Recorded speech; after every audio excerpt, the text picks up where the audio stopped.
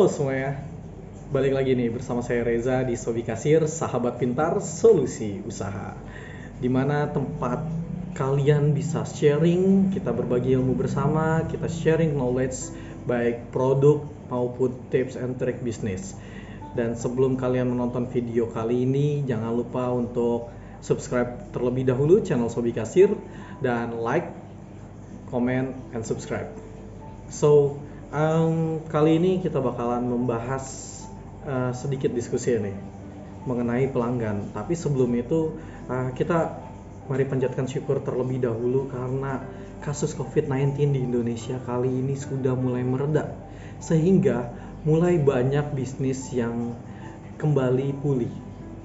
Kita lihat dari cash positive rate-nya sudah mulai rendah, lalu juga kritikalnya. Mungkin hal ini terjadi karena pendistribusian vaksin yang sudah mulai merata kepada masyarakat, sehingga imun tubuh dari masyarakat ini sudah semakin kuat, dan kita mungkin akan mencapai yang namanya herd immunity.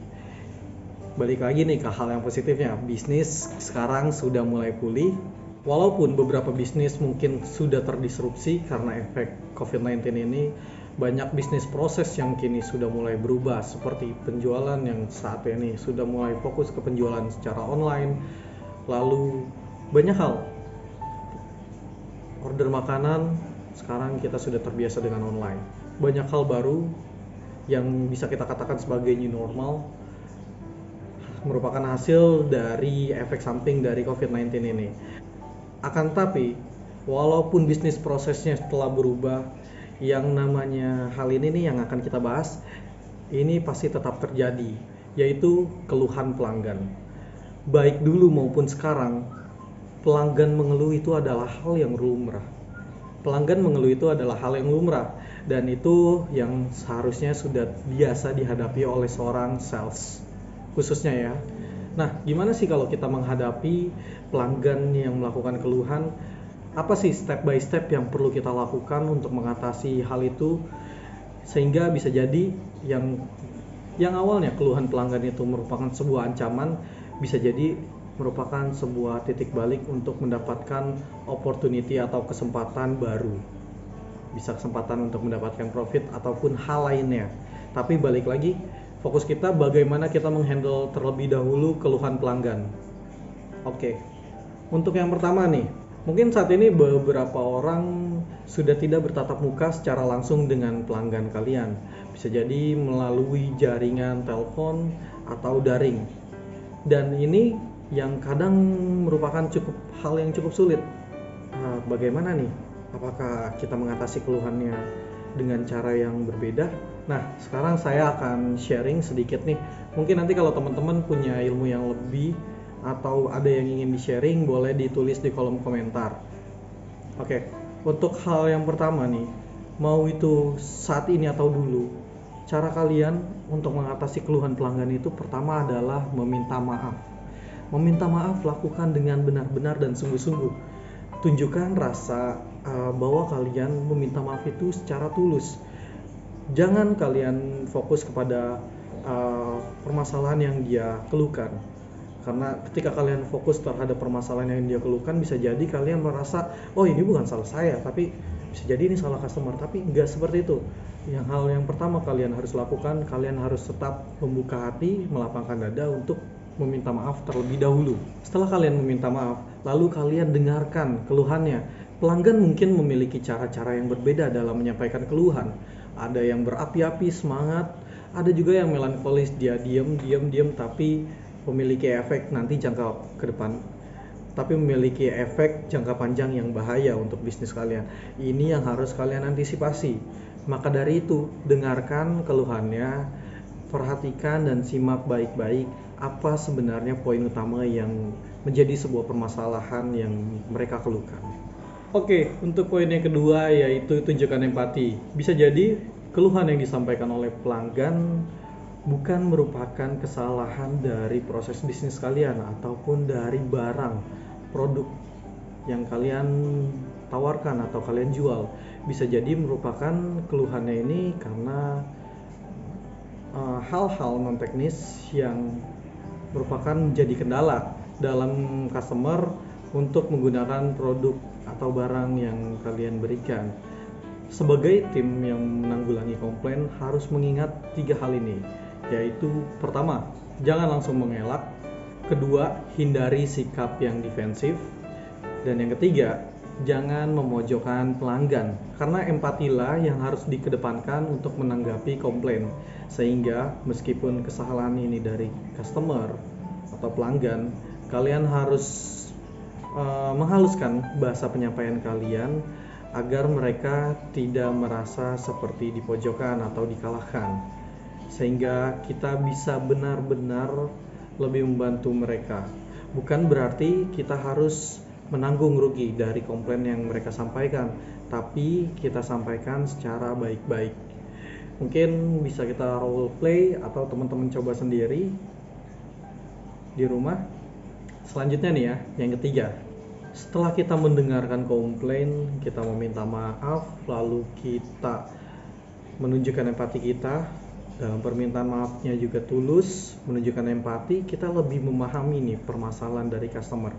Setelah kita memahami, yang ketiga ini, kita harus memberikan solusi yang cerdas, cepat, dan tanggap. Dalam artian, kita harus berikan solusi yang sesuai untuk mengatasi keluhan ataupun permasalahan dari customer. Karena ketika emosi customer sudah mulai mereda, kita bisa menawarkan solusi-solusi yang jitu untuk mengatasi permasalahan yang dihadapi oleh customer. Sehingga dari solusi yang kalian bisa berikan, ketika timing penyampaian solusi kalian tepat, di saat emosi mereka sudah mulai mereda, kalian bisa mendapatkan kepercayaan pelanggan kalian seperti sedia kala kembali. Bisa jadi justru lebih baik karena kalian bisa menanggapi komplain ini dengan bersungguh-sungguh. Adapun solusi yang kalian tawarkan itu balik lagi terhadap permasalahan yang dihadapi customer. Jika sebagai contoh, jika saya menjual barang dan customer ini mengeluhkan tidak bisa digunakannya barang tersebut sesuai dengan yang diharapkan, kita bisa menawarkan dengan memberikan solusi seperti training, lalu kita pandu dia secara virtual mungkin saat ini jika keterbatasan waktu dan tempat, atau jika dia tetap sudah tidak percaya dengan produk, kita bisa alihkan dengan produk yang lain dan kita berikan potongan voucher, kita berikan diskon atau apapun yang menjadikan customer itu senang. Nah, jika komplain pelanggan ini soal pelayanan, maka berjanjilah untuk meningkatkan pelayanan Anda untuk menjadi lebih baik lagi. Oke, untuk selanjutnya nih, yang keempat adalah bertanggung jawab terhadap komplain. Bertanggung jawablah penuh terhadap keluhan pelanggan kalian. Jangan ketika kita menerima keluhan pelanggan, kita melakukan lempar tanggung jawab nih dari satu staff mungkin ke staff yang lain. Bisa jadi memang keluhan tersebut bukanlah ada pada posisi staff atau Anda, divisi Anda. Tapi kalian harus membantu untuk mengatasi itu. Karena jika kita melakukan pelemparan opsi untuk penyelesaian keluhan pelanggan tersebut, bisa jadi pelanggan akan merasa tidak dihargai. Dan ini akan memberikan kesan bahwa bisnis Anda kurang profesional. Jadi tangani keluhan pelanggan itu secara serius. Oke, yang kelima, lakukan tindakan untuk mengobati keluhan dari pelanggan tersebut. Bisa jadi kalian berikan voucher diskon spesial untuk pembelian kembali produk atau barang yang kalian tawarkan sebelumnya yang dikeluhkan. Bisa juga dalam bentuk hal lainnya seperti voucher poin atau diskon. Itu bisa kalian sesuaikan dan ini bisa kalian lakukan jika perlu. Jika dirasa sudah cukup, kalian bisa janjikan atau pastikan bahwa kalian akan melakukan support full terhadap apapun yang bisa menjadi hambatan untuk customer itu di kedepannya. Lalu ini untuk yang terakhir nih, yang keenam, jadikan komplain sebagai bahan evaluasi. Lakukan pencatatan komplain-komplain apa saja yang telah kalian terima dan jadikan ini bahan evaluasi agar jangan sampai komplain tersebut terulang kembali di kemudian hari. Setelah kita melakukan pencatatan nih, kita ajak nih bersama-sama dengan staff dan tim yang lainnya bagaimana kita bisa untuk minimal untuk meminimalisir hal-hal yang dikomplainkan oleh pelanggan. Nah, jadi mungkin segitu dulu nih untuk sharing kali ini terkait mengatasi keluhan pelanggan. Jika ada yang ingin kalian tanyakan atau kalian ingin sharing kepada kita, bisa kalian tulis di kolom komentar. Jangan lupa untuk dukung kita selalu dengan menekan tombol like dan subscribe. Nyalakan menu notifikasi. Tetap di Sobi Kasir, sahabat pintar solusi usaha.